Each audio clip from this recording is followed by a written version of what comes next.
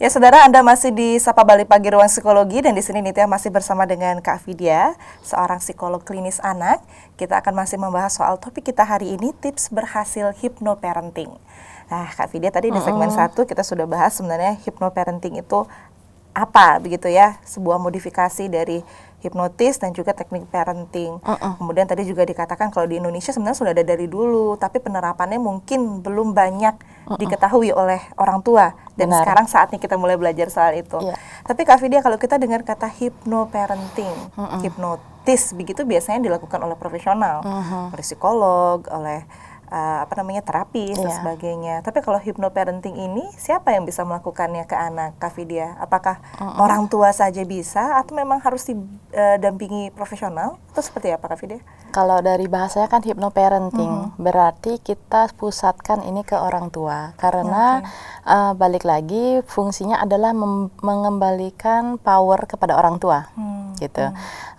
Pertanyaan itu apakah ke profesional perlu? Mungkin perlu untuk diskusi atau perlu untuk latihannya. Tapi kalau memang sudah bisa, terapkan sendiri. Karena ini tipe hipnosis yang ringan kok, bukan hipnosis yang sampai membuat kita kehilangan kesadaran atau bagaimana. Karena sebenarnya kita sendiri sehari-hari juga sudah mengalami hipnotis kok. Iya. Ya, kita selalu mengalami hipnosis kok dalam sehari-hari kita, dan jadi nggak usah terlalu takut dengan istilah hypnoparenting. Pada dasarnya hipnosis itu tidak seperti yang kita lihat di TV-TV, ya. Karena prinsip hipnosis itu adalah menerima informasi tanpa mengkritisinya. Gitu. Nitya pernah nggak nonton TV kemudian drama kemudian nangis karena dramanya? Sering. Iya kan? Atau kita takut ketika nonton film horor. Nah, itu adalah salah satu bentuk hipnosis. Kita menerima informasi tanpa mengkritisinya. Seharusnya kan kita punya kritik. Ini kan nggak nyata, ini kan bohong, ini nggak terjadi sama aku, ngapain aku ikut sedih? Seharusnya seperti itu. Tapi tidak ada barrier itu, sehingga informasi langsung masuk. Dan kita terlibat di dalamnya. Berarti sehari-hari sebenarnya sudah kita... Sudah mengalami hipnosis. Mau tahu contohnya? Iya, gimana Kak Vidya? Oke, Nitya bisa berdiri. Sekarang? Iya. Bisa berdiri. Oke, coba kita berdiri ya. Wah, ini kita langsung praktek ya Kak Vidya ya. Oke, kita berdiri. Ini sudah kena hipnosis sebenarnya. Karena saya cuma bertanya, bisa berdiri atau enggak? Bukan yang Nitya berdiri ya? Iya. Oh, baik, saya sudah bisa duduk, Kak Vidya. Sudah bisa duduk sekarang. Boleh duduk kok. Berarti, kan, saya cuma bertanya, bisa berdiri? Nitya langsung berdiri. Tidak ada kritis ketika saya menyampaikan informasi. Berarti sebenarnya sesimpel itu Sesimpel itu hipnosis. Semua orang bisa melakukannya. Justru itu berbahaya kalau disalahgunakan. Tetapi karena ini poinnya adalah dalam lingkup anak dan orang tua sangat perlu. Kenapa sekarang Nitya mau saya perintahkan? Karena dari tadi saya sudah bicara panjang dan saya mengambil kendali. Dan itu prinsip yang ingin diterapkan pada saat parenting. Kita harus menjadi powerful sehingga orang itu mau nurut sama kita. Contohnya dari sekarang kan pilkada ya. Yang maju pasti tokoh-tokoh yang dipercaya. Betul. Karena kalau nggak dipercaya kita nggak mau nurut. Iya.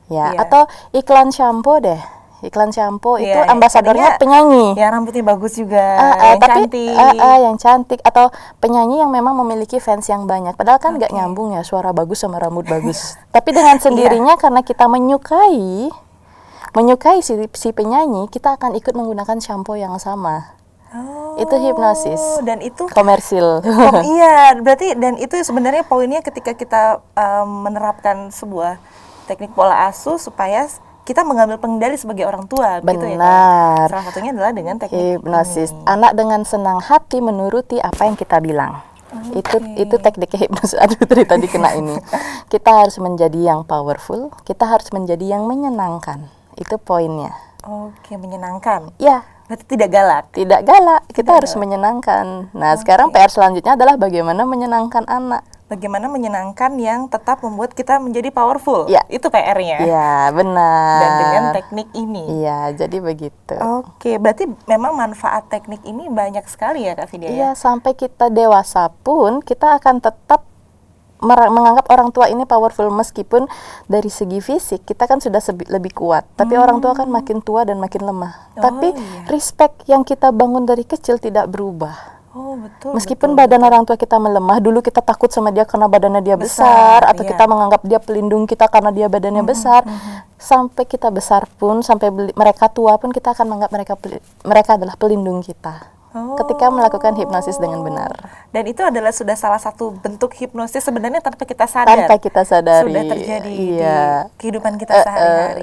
Dan sekarang tinggal dengan hypnoparenting ini lebih diarahkan gitu ya. Iya, supaya tidak ada lagi problem-problem anakku gini, anakku begitu. Oh, mungkin caramu memberitahu itu yang masih bertentangan sama cara yang diinginkan anak. Oke, ya apalagi tadi sudah dikatakan bahwa sebenarnya tidak ada batasan usia untuk menerapkan ini. Berarti sedini mungkin sudah bisa Sedini mungkin seperti bisa. disuges untuk anaknya itu bisa menurut dengan kita salah satunya Iya, begitu, Kak Vidya. benar. Sebenarnya sejauh mana ini teknik efektif, Kak Vidya? Sangat efektif. Dikatakan sejauh mana, ini bagi saya efektif dalam segala hal. Dari segi pengembangan karakter, dari segi kita memboosting anak untuk suka belajar, dari segi kita membuat dia menjadi dirinya sendiri, mau cita-citanya jadi apa, kita mau bentuk anak menjadi seperti apa, itu sangat bisa. Oke. Ketika kita melakukan hypnoparenting. Iya, berarti memang teknik ini sangat efektif juga tidak untuk meningkatkan intimasi anak juga, Kak Iya, Vidya? benar, karena mereka kayak worship sama kita. Mereka seperti dengan sendirinya ingin mendedikasikan hidupnya pada orang tua.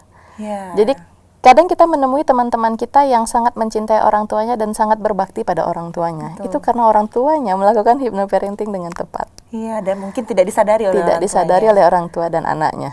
Oke. Tumbuh rasa cinta yang luar biasa pada orang tuanya. Sama kayak kita ngefans sama siapa, K-pop atau siapa idol, Iya. tumbuh rasa cinta yang luar biasa kan, sampai kita ingin beli merchandise-nya atau apa Oke. gitu. Kak Vidya mungkin boleh di-share dari sekarang dari awal sebenarnya teknik ini seperti apa sederhana yang bisa diterapkan di rumah? Sederhananya ya, gini. Satu, kembalikan dulu peran orang tua. Kalian harus menjadi orang tua yang powerful dan menyenangkan anak. Anak itu apa sih yang membuat dia senang? Iya. Kenapa saya bilang harus dari kecil adalah supaya kita gampang buat dia senang. Masih baby yang bikin dia senang apa? Makanan. Betul. Jangan sampai dia merasa lapar. Jadi setiap dia melihat ibunya, dia akan teringat sebentar lagi perutku akan kenyang. Oke, berarti kita analisis dulu sebenarnya pada saat itu apa yang dibutuhkan oleh anak. Iya benar, kenyang. Kalau dari 1 tahun pertama adalah makanan yang totally membuat dia happy adalah makanan.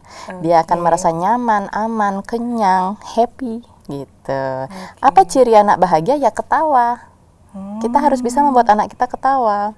Kalau kita nggak bisa, ya kalau kita marah-marah, mana mungkin dia ketawa Iya, kan? benar-benar. Hypnoparenting jauh dari kata marah-marah. Oh, Karena marah-marah itu capek. Saya sih tidak mau memilih Iya, pola asuh yang marah-marah ya. ada beberapa situasi yang memaksa orang tua mau nggak mau harus marah. Nah pada saat seperti itu gimana Kak Vidya? Pada saat kita ketemu anak, tapi mungkin ada permasalahan orang tua mungkin yang bekerja. Ya, Nah itu seperti apa Kak Vidya? Kalau misalnya kita menerapkan hypnoparenting dengan tepat, itu tidak ada gangguan meskipun kita lama nggak ketemu anak kok. Oh, oke. Hypnoparenting tuh nggak selalu terus-menerus kok. Cukup tiap malam aja.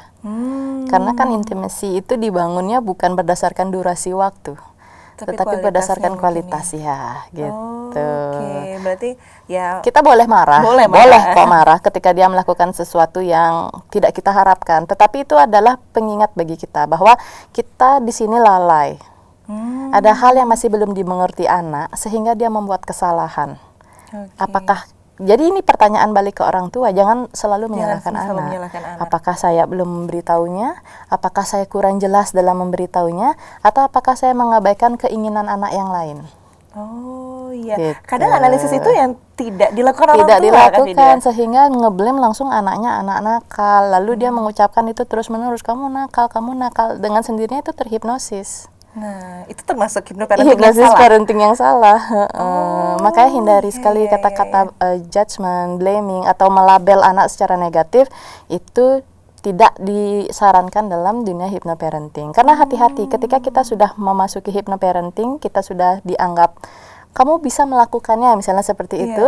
Kalau orang Bali tuh bilangnya apa ya? Sakti sidi ngucap gitu. Nah, iya. Kita ngomong sedikit kalau salah itu kejadian. Oke. Kita iya, bilang betul. kamu bodoh, kita bilang gitu ke anak. Bagi anak yang ngomong ke dia kan orang powerful ya. Aku bilang bodoh ya, berarti aku emang bodoh. Iya. Langsung terlabel. Jadi berhati-hati. Berarti semuanya sebenarnya dari salah satu yang paling kelihatan adalah bagaimana kita mengucapkan sesuatu ke anak. Ya. Bagaimana cara kita berkomunikasi dengan anak, gitu. Iya. Oh, baiklah. Berarti kalau balik lagi yang di awal, berarti yang pertama kita harus tahu dulu apa yang dibutuhkan anak pada saat itu. Sesuai dengan fasenya. Kalau anaknya udah di atas 1 tahun, mungkin dia sukanya bermain. Jadi orang tua memang harus meluangkan waktu untuk bermain. Dan tenaganya harus ekstra juga. Iya, benar. Kenapa? Itu investasi jangka panjang. Oh, iya, iya. Kalau misalnya kita lebih mementingkan karir dan pekerjaan pada usia segitu, memang karir dan pekerjaan kita meningkat, tetapi karakter anak kita akan terus-terusan menjadi PR. Oh, wah ini catatan untuk orang tua tapi dia. Ya. Iya, ya ini catatan untuk orang tua. Ya, Karena jadi, pada saat itu juga pada saat usia golden age juga ya. Benar, itu masuk golden age dan disitulah fungsinya orang tua itu hadir untuk anak. Karena setelah anak masuk usia 6 tahun, dia sudah punya dunianya sendiri, dia udah sekolah, dia udah kenal orang lain. Posisi orang tua akan semakin lama semakin bergeser. Apalagi kalau anaknya udah jatuh cinta, udah deh Wah, nggak ingat orang tua. Tapi betul ya. Sehingga kalau dikaitkan dari awal, benar yang dikatakan Kak Fida tadi, kalau memang ini sangat bagus dimanfaatkan dari anak sedini mungkin. Karena kita latihan. Iya, karena kita PDKT ke anak gitu Iya, ya. Kak kita Fida ya. PDKT. Bagi dia kan orang baru pertama kali. Dia kan baru pertama kali juga ketemu sama kita secara dari luar perut ya. Iya. Ketemu pertama kali kita harus kenal dia karakternya bagaimana, dia sukanya apa, dia bisa bercanda seperti apa gitu. Berarti di sini juga bagaimana dengan komunikasi orang tua nih antara bapak dan ibu? Karena biasanya seperti ini lebih fokus ibu-ibu biasanya. Bapaknya gimana nih Kak Fida? Ya memang ini adalah salah satu faktor resiko. Tapi menurut saya paling tidak ada satu yang bisa melakukan hypnoparenting pada anak daripada tidak ada sama sekali. Oke. Misalnya ibunya saja yang bisa, ya nggak apa-apa. Paling tidak ketika bapaknya, Bu, dia nggak mau kayak gini, nggak mau makan, dia hari ini rewel, bisa lewat ibunya, nanti ibunya yang kasih tahu anaknya. Oke, berarti di samping karena memang penting ya komunikasi ibu dan ayah, tapi minimal ada satu figur yang bisa menerapkan itu. Ya. Ibu mungkin yang paling lekat mungkin Paling dengan lekat. anak, sehingga itu penting untuk anak. Ya. Kak Fida sebagai seorang psikolog dan Ya. ibu mungkin bisa sharing gimana pengalamannya pada saat menerapkan ini, tapi kita akan sharing setelah yang satu ini Kak Fida. Oke. Saudara, kita masih akan membahas soal topik kita hari ini, tips berhasil hypnoparenting. Setelah ini kita akan langsung membahas bagaimana Kak Vidya mengaplikasikannya. Tapi setelah yang satu ini, untuk itu jangan kemana-mana, tetap di Sapa Bali Pagi Ruang Psikologi.